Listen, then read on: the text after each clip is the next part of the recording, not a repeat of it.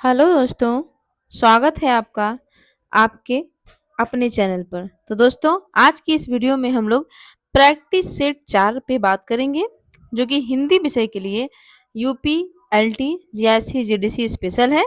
और किसी भी परीक्षा में जो जहाँ पे हिंदी आती है, वहाँ पे ये प्रैक्टिस सेट उतना ही उपयोगी है। तो चलिए, आपका समय बर्बाद नहीं करते, जल्दी से इस प्रैक्टिस सेट की शुरुआत करते हैं। तो पहला क्वेश्चन है हमारा, हिंदी नवरत्न के लेखक कौन हैं? महावीर प्रसाद द्विवेदी, प्रताप नारायण मिश्र, मिश्र बंधु, इनमें से कोई नहीं। तो हिंदी नवरत्न के लेखक कौन है? Option C is the right answer. जो मिश्र बंधुओं द्वारा लिखी गई पुस्तक है मिश्र बंधु विनोद, इसको हिंदी की जो आलोचना है उसकी पहली पुस्तक मानी जाती है। हिंदी साहित्य की भूमिका पुस्तक के लेखक कौन है? रामचंद्र शुक्ल, राम कुमार वर्मा, विश्वनाथ प्रसाद मिश्र, हजारी प्रसाद द्विवेदी। तो ये किसकी है? Option D is the right answer, Hazari Prasad Dwivedi की। को घटी ये वृषभानुजा वे हलधर के वीर में कौन सी व्यंजना है? शाब्दी व्यंजना, आर्थी व्यंजना, रस व्यंजना, इनमें से कोई नहीं। तो इसमें है आर्थी व्यंजना। जहां पे श्लेष अलंकार होता है, वहां पे कौन सी व्यंजना होती है? आर्थी व्यंजना होती है। ये बात आपको ध्यान रखनी है। इनमें से वह कौन सी रचना है जिसे मूलतः हिंदी शब्द सागर की भूमिका के रूप में लिखा गया था, किंतु बाद में उसे स्वतंत्र ग्रंथ भी बना दिया गया? कौन है? ऑप्शन ए राम कुमार वर्मा की थी हिंदी का आलोचनात्मक इतिहास, बी गणपति चंद्रगुप्त हिंदी का वैज्ञानिक इतिहास, रामचंद्र शुक्ल की थी हिंदी साहित्य का इतिहास, शिव सिंह सेंगर कृत शिव सिंह सरोज। तो कौन सा है? Option C is the right answer. अच्छा, रामचंद्र शुक्ल का जो हिंदी साहित्य का इतिहास है, उसे सबसे पहले हिंदी शब्द सागर की भूमिका में लिखा गया था, हिंदी साहित्य का विकास नाम से। आगे बढ़ते हैं। आधुनिक काल को गद्य काल नाम किसने दिया? रामचंद्र शुक्ल ने, हजारी प्रसाद द्विवेदी ने, राम कुमार वर्मा ने, या गणपति चंद्र गुप्त ने? तो किसने दिया था? आचार्य रामचंद्र शुक्ल ने ही आधुनिक काल को क्या कहा था? गद्य काल कहा था। आगे बढ़ते हैं। कीर्तिलता किस भाषा की रचना है? अवहट्ट, अपभ्रंश, मैथिली, ब्रज। तो कीर्तिलता किस किस भाषा की रचना है? तो कीर्तिलता अपभ्रंश भाषा की रचना है। आगे देख लेते हैं। कीर्तिलता जगदीश शब्द का सही संधि होगा जगत धन ईश, जगत धन ईश, जगत धन ईश, जगत धन ईश। तो क्या होगा इसका आंसर सही? तो जगत धन ईश बराबर क्या होता है? जगदीश। इसमें व्यंजन संधि है। आल्हा और उदल नामक दो वीर सरदारों की वीरतापूर्ण लड़ाइयों का वर्णन किसमें मिलता है? परमाल रासों में, घुमान रासों में, यहाँ पे खुमान होना चाहिए था, ये गलत है, पृथ्वीराज रासो, हमीर रासो। तो आल्हा और उदल नाम के जो दो भाई होते हैं, उनका जो वर्णन है वो किस रचना में मिलता है? तो वो है परमाल रासो, जिसके रचनाकार कौन है? जगनिक। उदित उदय गिरि मंच पर रघुबर बाल पतंग में कौन सा अलंकार है? उपमा, उत्प्रेक्षा, रूपक, व्यतिरेक। तो कौन सा अलंकार है इसमें? रूपक अलंकार है। जैसे देखिए, उदित उदय गिरि यानी उदित उदय गिरि मंच पर रघुवर रूपी बाल पतंग, यहाँ पर रूपक अलंकार। भक्ति काल का सबसे पहले किसने हिंदी साहित्य को, भक्ति काल को सबसे पहले किसने हिंदी साहित्य का स्वर्ण युग कहा? शुक्ल ने, ग्रियर्सन ने, हजारी प्रसाद द्विवेदी जी ने, मिश्र बंधु ने। तो किसने कहा था? Option B is the right answer, Grierson ने। सिकंदर लोधी ने किसके कहने पर कबीर को जंजीरों से बांधकर गंगा में डुबाया था? गुलाम हसनैन के, मोहम्मद शाह के, शेख तकी के, या शेख फिदा हुसैन के? तो किसके कहने पर? तो शेख तकी, जनश्रुति है कि शेख तकी के कहने पर ही जो सिकंदर लोधी है उसने कबीर को जंजीरों में बांधकर गंगा में क्या किया था? डुबा दिया था। जब उपमेय में उपमान की संभावना प्रकट की जाए तो वहां कौन सा अलंकार होता है? उपमा, रूपक, दीपक, उत्प्रेक्षा। कौन सा अलंकार होता है? डी, उत्प्रेक्षा अलंकार होता है। देखते हैं आगे। निम्नलिखित कृतियों को उनके कवियों के साथ सुमेलित कीजिए। चंदायन किसकी रचना है? चंदायन है मुल्ला दाऊद की। तो ए में 3, हमको ऐसे ही डी ऑप्शन सही हो गया, लेकिन फिर भी हम सबको मिला लेते हैं। बिगावती किसकी है? कुतुबन की। अखरावट किसकी है? जायसी की। मधुमालती किसकी है? मंझन की। विनय पत्रिका की भाषा क्या है? ब्रज भाषा, खड़ी बोली, अवधि, ब्रज मिश्रित अवधि। तो विनय पत्रिका की भाषा क्या है? ब्रज भाषा है। तुलसीदास की 12 रचनाओं को आचार्य रामचंद्र शुक्ल ने प्रमाणिक माना है, और जिसमें भी वली और पत्रिका जैसे शब्द लगे हैं वो सब क्या है? ब्रज भाषा में है। इसके लिए आप याद रख लीजिए अवधी भाषा के रचनाओं को याद करने की ट्रिक आप बता देती हूँ। अवधू राम की पाजेब छू। अवधि मतलब अवधि में, राम मतलब रामचरितमानस, पाजेब मतलब पार्वती मंगल, राम की मतलब कवितावली, ठीक है, छू मतलब रामलला न छू। ये सब रचनाएं, ऐसी जो रचनाएं हैं वो क्या है, सब ब्रज अवधी भाषा में है, बाकी सब किस में है, ब्रज भाषा में है। ठीक है, आगे है, सखी हो श्याम रंग रंगी, देखी बिकाय गई वह मूर्ति, सूरत नाही पगी।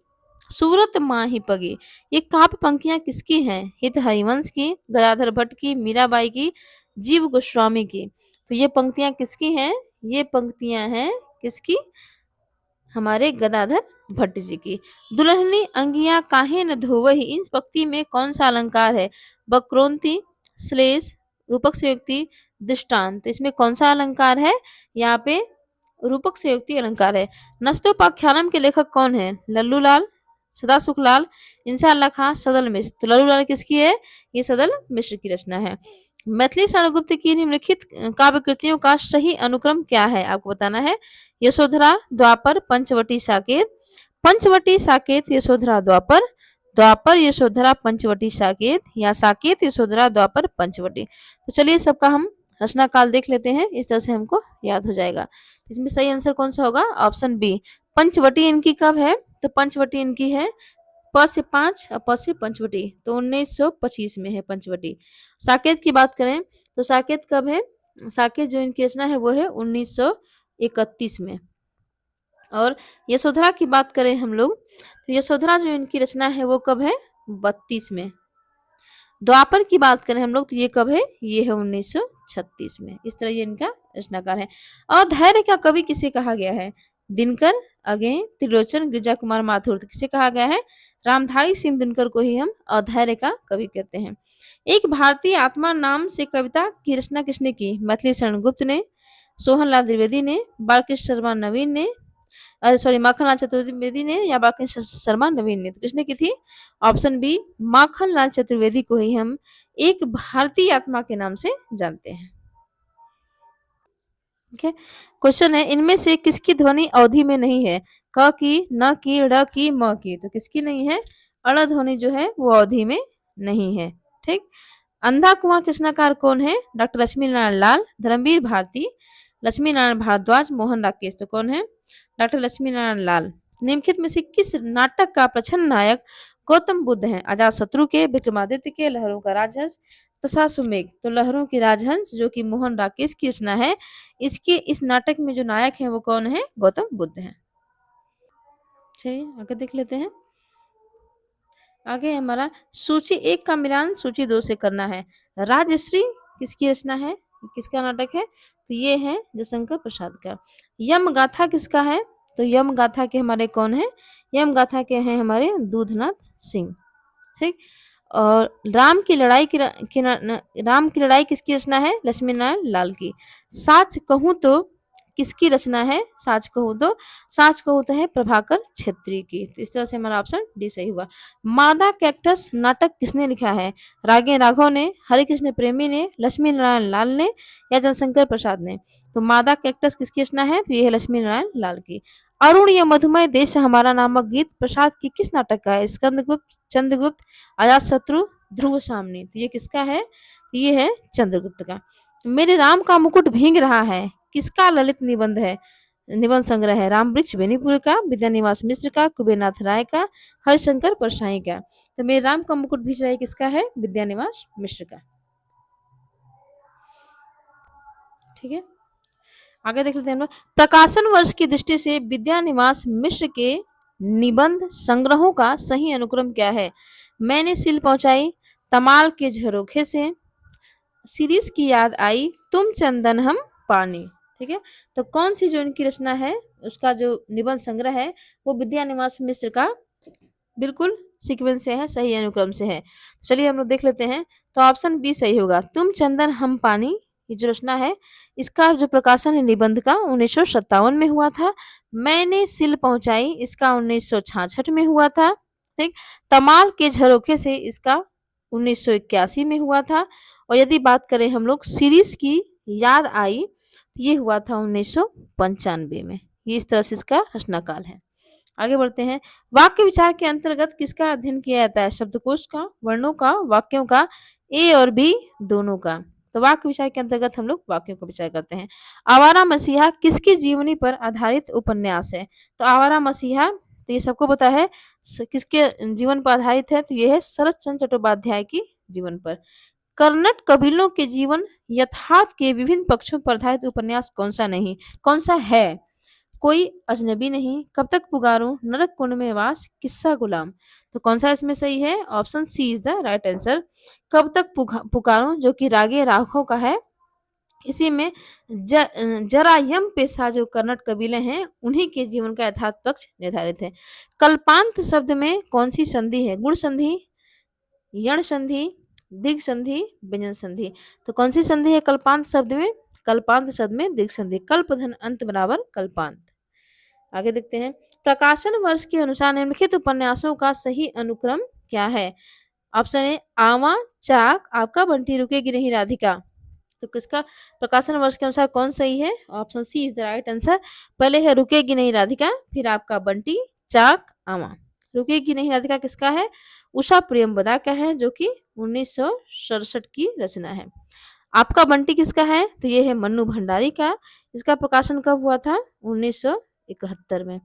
चाक किसका है? तो चाक है मैत्रेयी पिस्पा का। ये है 1997 में। आवा किसका है? तो आवा है चित्रा मुग्दल का। ये है 1999 में। प्रकाशन वर्ष की दृष्टि से प्रेमचंद के उपन्यासों का सही अनुक्रम कौन सा है, ये बताना है। तो चलिए, प्रेमचंद जी के उपन्यासों का सही अनुक्रम कौन सा है वो बताना है। तो पहले कौन सा होगा? तो ये है option C is the right answer. Rangbhoomi कब है? तो ये है 25 में। निर्मला कब है? ये है 25 में। निर्मला कब है? 27 में। कर्मभूमि कब है? 31 में। गोदान कब है? 36 में। आगे बढ़ते हैं। आचार्य रामचंद्र शुक्ल द्वारा लिखित 11 वर्ष का समय किस विधा की रचना है? कहानी है, डायरी है, उपन्यास है, संस्मरण। तो क्या है ये? कहानी है। A is the right answer.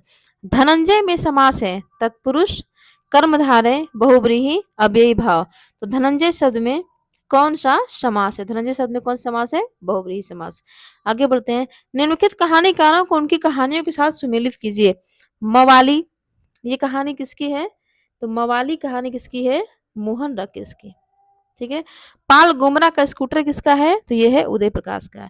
गुल की बन्नो किसका है? तो ये है धर्मवीर भारती का।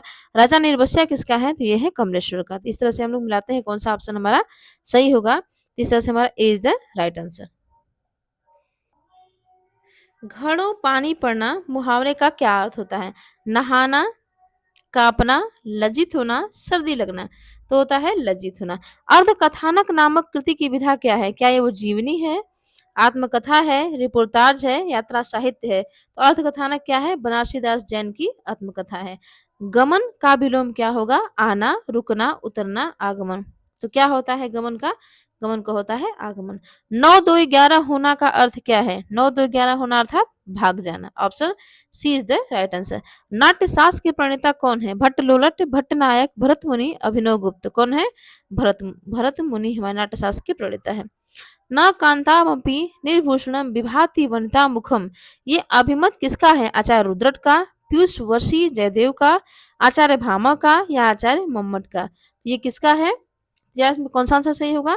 तो ऑप्शन सी ये है आचार्य भामा का। जगत शब्द के चतुर्थी एक वचन का रूप क्या होगा? जगत शब्द के जगते, जगतः, जगतो, जगद्भ्य। चतुर्थी एक वचन का रूप क्या होगा? ठीक है। तो देखते हैं हम लोग 44 नंबर। देख क्वेश्चन में थोड़ा मिसप्रिंट है, फिर भी हम आपको बता रहे हैं। ठीक है। तो इसमें क्या होगा? ए जगते, जगते, जगद्भ्याम, जगद्भ्य, ये रूप बनता है। भुक्तिवाद की अवधारणा किसकी है? मम्मट की, भट्टनायक की, भट्ट लोलट की, आनंदवर्धन की। तो भुक्तिवाद किसका है? भट्टनायक का। रस गंगाधर किसका ग्रंथ है? मम्मट का, पंडित जगन्नाथ का, विश्वनाथ का, छेमेंद्र का।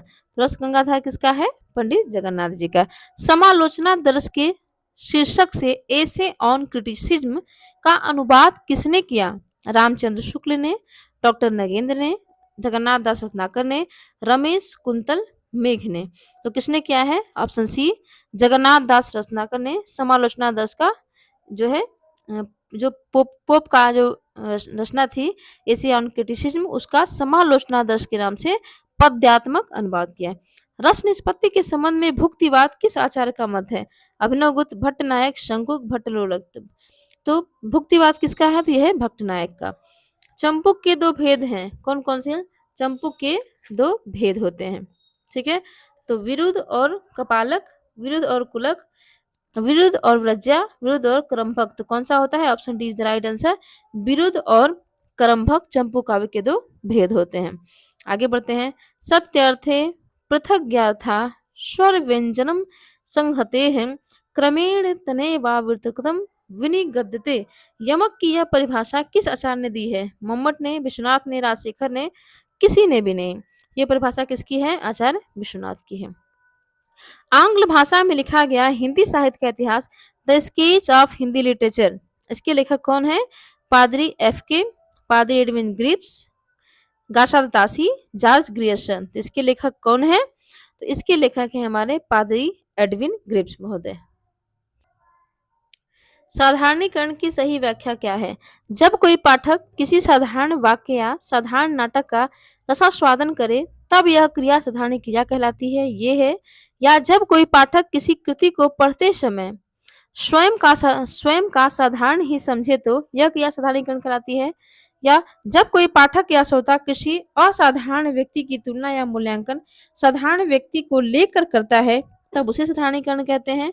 या साधारणीकरण वह व्यापार है जिसके द्वारा कवि काव्य सृष्टि में कवि निर्मित पात्र व्यक्ति विशेष न बनकर सामान्य बन जाते हैं। इसका कौन सा आंसर सही होगा बताइए? तो ऑप्शन, कौन सा ऑप्शन सही होगा? 52 का। तो 52 का होगा हमारा डी। साधारणीकरण वह व्यापार है जिसके द्वारा जो काव्य दृष्टि में जो कवि है वो कवि निर्मित जो पात्र हैं वो व्यक्ति विशेष न बनकर सामान्य बन जाते हैं, वही साधारणीकरण बन जाता है। निम्नलिखित में से भरत मुनि विरचित ग्रंथ का नाम क्या है? दश रूपक, नाट्यशास्त्र, साहित्य दर्पण, नाट्य लक्षण, रत्नकोश। तो कौन सा है इसमें? तो ये नाट्यशास्त्र है भरत मुनि का। काव्य हेतु संबंधी प्रस्तुत पंक्तियों की रचयिता कौन है? शक्ति निपुणता, लोक शास्त्र, काव्याद, काव्याग शिष्याम भ्यास इति हेतु भवे। ये किसका है? कुंतक का, मम्मट का, आनंदवर्धन का, विश्वनाथ का। ये किसका है? मम्मट का है। भट्टनायक का भुक्तिवाद किस दर्शन पर आधारित है? मीमांसा पर, शैव दर्शन पर, न्याय दर्शन पर, सांख्य दर्शन पर। तो ये किस पर है? तो ये है सांख्य दर्शन पर। मीमांसा दर्शन किसका है? तो ये है भट्टलोलट का। न्याय दर्शन किसका है? तो न्याय दर्शन है हमारा आचार्य शंकु का। शैव दर्शन किसका है? तो शैव दर्शन है हमारा किसका? शैव दर्शन है अभिनवगुप्त अभिव्यक्तिवाद। आगे है चौपाई छंद में मात्राओं की संख्या कितनी होती है? चौपाई में 4 चरण होते हैं और प्रत्येक चरण में 16 मात्राएं होती हैं। अगला है आचार्य केशव की कौन सी कृति अपने वर्ण विषय की अपेक्षा छंदों की विविधता में भटक गई लगती है? कौन सी? रामचंद्रिका, रसिक प्रिया, कवि प्रिया, रतन बावनी। तो कौन सी है? वो है रामचंद्रिका। रामचंद्रिका को ही छंदों का अजायब घर कहा जाता है।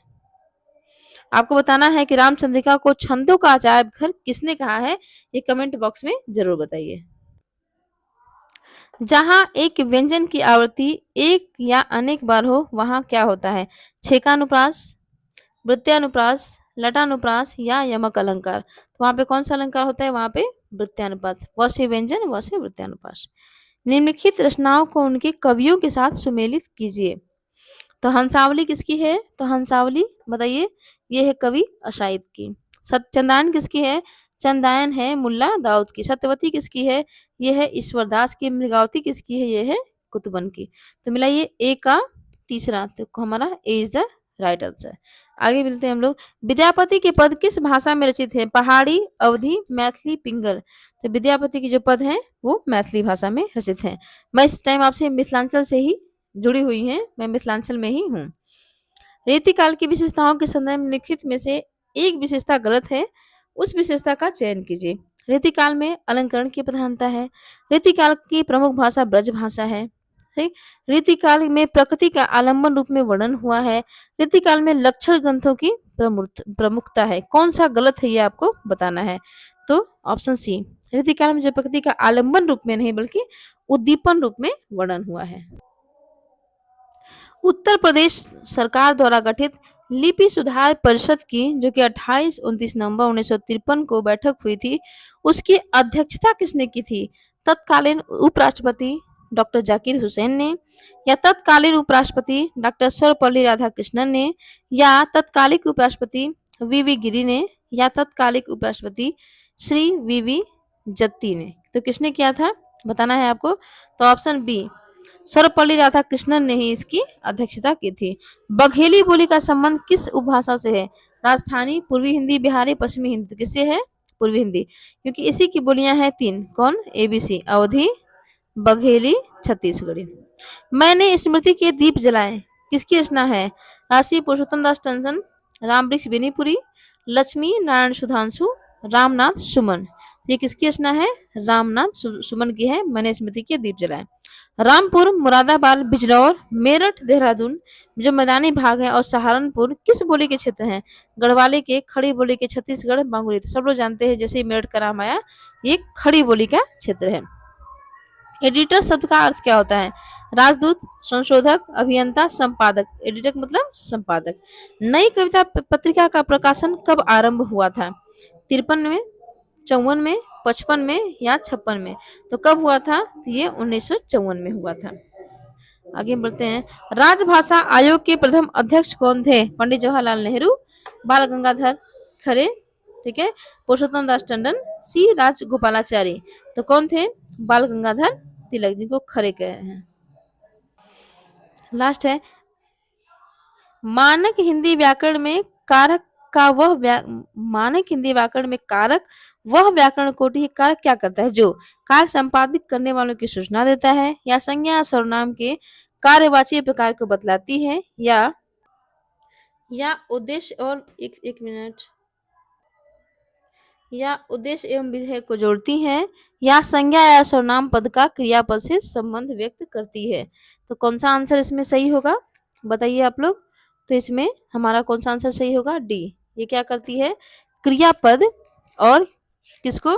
क्रियापद को ही किससे जोड़ती है? तो क्रियापद को ही ये हमारे सर्वनाम या संज्ञा पद से इसका संबंध व्यक्त करती है। क्षेत्र विशेष में बोली जाने वाली बोली को हम क्या कहते हैं?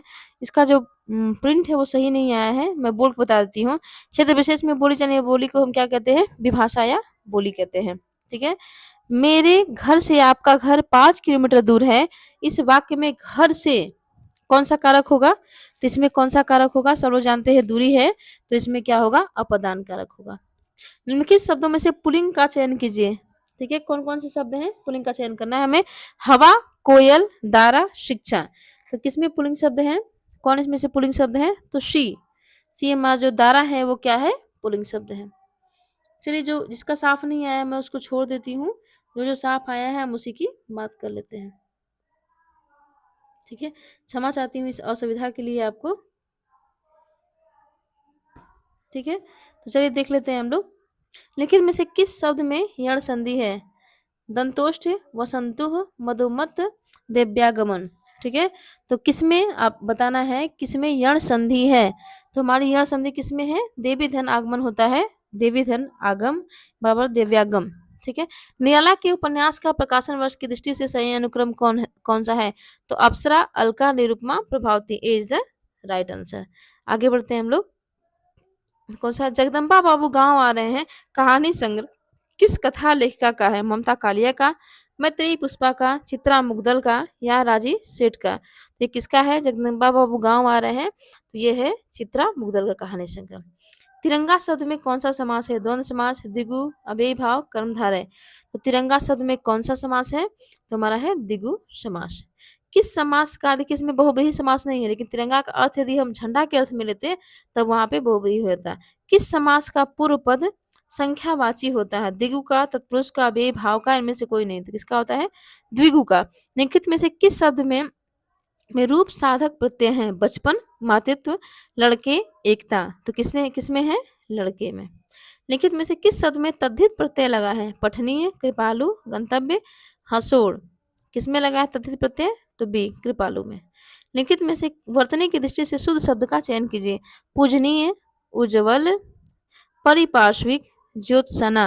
तो किसमें सही आंसर है? परिपार्श्विक क्या है, वर्तनी की दृष्टि से सही है। आगे बढ़ते हैं। निम्नलिखित में शुद्ध वर्तनी वाला शब्द आपको बताना है। उच्च श्रृंखल, उच्च कैसे लिखा जाएगा, उच्च श्रृंखल। तो देख लीजिए आप लोग, उच्च श्रृंखल इस तरह से लिखा जाएगा। घूषा जो है किसका पर्यायवाची, धूसर। धूसर किसका पर्याय है, अश्व का, मेघ का, गंधर्व का, अजा का। तो किसका, धूसर जो होता है वो गधे का होता है। अश्व का पर्यायवाची शब्द इसमें से कौन सा है, घोटक, सुरपति, अनंत, दिनकर। तो क्या होता है, अश्वबाजी है, तुरंग, घोटव, संधव, ये सब क्या होते हैं, घोड़े के पर्यायवाची शब्द होते हैं। सुमेलित, निम्नलिखित आत्मकथाओं को उनके लेखकों के साथ सुमेलित करना है। तो 10 द्वार से सोपान तक किसका है, तो ये है हरिवंश राय बच्चन का, ये में चौथा है। तो वैसे ही हमारा भी आंसर सही हो गया। और देख लेते हैं, मेरी आत्मकहानी किसका है, श्याम सुंदर दास का। अपनी कहानी किसका है, वृंदावन लाल वर्मा का। मेरी जीवन यात्रा किसका है, राहुल सांस्कृत्यायन का। आगे, जिसकी आशा न की गई हो उसे क्या कहते हैं हम लोग, निराशा, अप्रत्याशित, उपेक्षा, असंभव। अप्रत्याशित जिसकी आशा न की गई हो। हमारी यात्रा, यात्रा वृत्तांत के रचनाकार कौन है, भगवान दास वर्मा, कल्याण चंद, लोचन प्रसाद पांडे, यशपाल जैन। तो कौन है, तो इसके लेखक हैं लोचन प्रसाद पांडे। प्रकाशन वर्ष के अनुसार निम्नलिखित जीवनियों का अनुक्रम बताइए। ब्योमकेश दरवेश, प्रेमचंद घर में, वट वृक्ष की छाया में, आवारा मसीहा। तो कौन सा इसमें सही है, डी। सबसे पहले प्रेमचंद घर में, ये शिवरानी देवी का है, ये 1944 की रचना है। आवारा मसीहा किसका है, विष्णु प्रभाकर का, ये 1974 की रचना है। ठीक है। वट वृक्ष की छाया में किसका है, ये अमृत कुमुद नागर का है, अमृतलाल नागर से संबंधित है, ये है 2006 में। ठीक है। ब्योमकेश दरवेश किसका है, विश्वनाथ त्रिपाठी का है, हजारी प्रसाद द्विवेदी की जीवनी है, 2011 में है। अपने मुंह मियाँ मिट्ठू बनना मुहावरे का अर्थ क्या है, अपनी बातें छिपाना, अपनी निंदा स्वयं करना, अपनी प्रशंसा स्वयं करना, अपनी चर्चा करना। तो क्या है, सी, अपनी प्रशंसा स्वयं करना। चंद्रिका का पर्याय क्या है, चंद्रिका का पर्याय आपको बताना है। तो चंद्रिका का, एक सेकंड, चंद्रिका का पर्याय क्या, चंद्रहास, रजत, कौमुदी, स्वर्ण, किरण। तो क्या होता है, कौमुदी। आर्द्र का विलोम क्या होता है, नर्म, गीला, शुष्क, लचीला। तो क्या होता है, शुष्क। महात्मा शब्द में कौन सा समास है, तत्पुरुष, अव्ययीभाव, कर्मधारय, बहुब्रीहि। तो महात्मा शब्द में कौन सा समास है, कर्मधारय समास है। उससे अच्छे तो आप हैं, इसमें कौन सा कारक है, बताइए। तो जहाँ पे तुलना की जाती है वहां पे कौन कारक होता है, अपदान कारक होता है। भारवी द्वारा रचित किराता जूनियम का प्रधान रस क्या है, वीर रस, श्रृंगार रस, करुण रस, शांत रस। तो कौन सा है इसमें, वीर रस है। मालती माधव रचना के लेखक का नाम बताइए, भवभूति, कालिदास, भास, श्रीहर्ष। तो इसके रचनाकार कौन है, तो इसके हैं भवभूति। निम्नलिखित में से कौन सी रचना लघुत्रयी में नहीं आती है, रघुवंश, कुमार संभव, मेघदूत, ऋतु संहार। तो कौन सी नहीं आती है, ऋतु संहार जो है लघुत्रयी में नहीं आती है। रंगमंच में पर्दे के पीछे का स्थान क्या कहलाता है, पृष्ठमंच, दर्शक दीर्घा, नेपथ्य, कलाकार दीर्घा। तो क्या कहलाता है, ये नेपथ्य कहलाता है। रघुवंशम की रचयिता कौन है, कालिदास, बाण, भवभूति, माघ। तो कौन है, कालिदास है। ठीक है। और देखते हैं, प्रतिमान नाटक की रचयिता कौन है, शूद्रक, भास, कालिदास, विश्वनाथ। तो प्रतिमान नाटक किसकी रचना है, भास की रचना है। बताना है, माघे संति त्रयो गुण के अनुसार माघ में कौन से 3 गुण हैं। तो उपमा कालिदास से जो 3 कवि हैं, भारवी, अर्थ गौरवम। ठीक है। तो कौन सा इसमें सही होगा, ऑप्शन ए। ठीक है। पद लालित दंडी, तो ये कालिदास, भारवी और दंडी। भवभूति की रचना कौन सी है, मृच्छकटिकम, अभिज्ञान शाकुंतलम, मालविकाग्निमित्रम, उत्तरराम चरितम। तो कौन सी है, उत्तरराम चरितम। मृच्छकटिकम शूद्रक की, अभिज्ञान शाकुंतलम कालिदास की है, मालविकाग्निमित्रम किसकी है, ये भी कालिदास की है। निम्नलिखित में से एक कृति भास द्वारा रचित नहीं है, प्रतिमान नाटक, स्वप्नवास वदत्तम, महाभाष्य, प्रतिज्ञा योगंधरायण। तो कौन सी नहीं है, महाभाष्य। गीत गोविंद के रचनाकार कौन है, सब लोग जानते हैं, ये जयदेव है। यदि ई उ और री के बाद भिन्न स्वर आए तो परिवर्तन ई का य, उ का व, री का र हो जाए तो कौन सी संधि होती है, तो ई को यण सी, यण संधि होती है। व्यंजन संधि का उदाहरण नहीं है, उतधनचारम, उच्चारणम, रामस धन टिकते, रामस टिकते, गंगाधन उद्गम, गंगोदगम, सप्तधनचित, सचित। किसमें व्यंजन संधि नहीं है, तो ऑप्शन सी। ठीक, क्योंकि इसमें क्या है, स्वर संधि है। आगे बढ़ते हैं, लिखना है, सूची 1 का मिलान सूची 2 से कीजिए, दिए गए कूट का सही उत्तर से मिलान कीजिए। लट लकार, ठीक है, लट लकार किस काल के लिए आता है, तो लट लकार हमारा कि वर्तमान काल में आता है। देखिए कहाँ है वर्तमान काल। लोट लकार किसके लिए आता है, मिला लेते हैं अभी हम लोग, एक सेकेंड। लोट लकार हमारा किसके लिए आता है, तो लोट लकार हमारा आता है आज्ञा के अर्थ में। आज्ञा के अर्थ में कहाँ है, ये है। लंग लकार जो कि भूतकाल से संबंधित है, कहाँ है ये, चौथे में। और लिट लकार किससे संबंधित है, तो लिट लकार हमारा भविष्यत काल से संबंधित है। कठपुतली में कौन सा समास है, संप्रदान तत्पुरुष, संबंध तत्पुरुष, अधिकरण तत्पुरुष या कर्म तत्पुरुष। तो कठपुतली में कौन सा है, तो संबंध, मतलब काठ की पुतली, संबंध है। लिखन बैठी जाकी सभी, गति गही गर्भ गरूर, भय न केते जगत के, चतुर चिकेते कूर। इस दोहे में सभी शब्द का, ये जो सभी है इसका अर्थ क्या है, ये सभी शब्द का अर्थ है चित यानी नायिका के समान। रमा शब्द के रूप की सप्तमी विभक्ति के बहुवचन में रूप क्या होगा, रमासु, रमाणाम, रमायाम, रमयो। तो क्या होगा ये बताना है आपको, तो ये क्या होगा, रमासु बहुवचन में, रमया रमयो रमासु। पठ धातु के लंग लकार उत्तम पुरुष बहुवचन का रूप निम्नलिखित में से कौन सा होगा, अपठाम, अपठाव, अपठम, अपठन। तो कौन सा होगा इसमें, ऑप्शन ए अपठाम। नी धातु के लंग लकार मध्यम पुरुष एक वचन में रूप क्या होगा, नी धातु का लंग लकार यानी भूतकाल के मध्यम पुरुष के एक वचन में रूप क्या होगा, अनयम, अनयन, अनयः, अनयत। कौन सा होगा इसमें, तो ऑप्शन डी अनयः। कर्ति कर्मणो कृति इतने सूत्रेण का विभक्ति प्रतिवृद्धिते, यानी जो सूत्र है किस विभक्ति का है, प्रथमा षष्ठी चतुर्थी पंचमी, जो सूत्र है षष्ठी विभक्ति का है, यानी संबंध कारक का। सहयुक्ते अप्रधाने सूत्राणेन अप्रधाने विभक्ति विधिते, यानी इस सूत्र से कौन सी विभक्ति होती है, द्वितीया, तृतीया, प्रथमा, चतुर्थी। तो कौन सी होती है, इससे होती है तृतीया विभक्ति।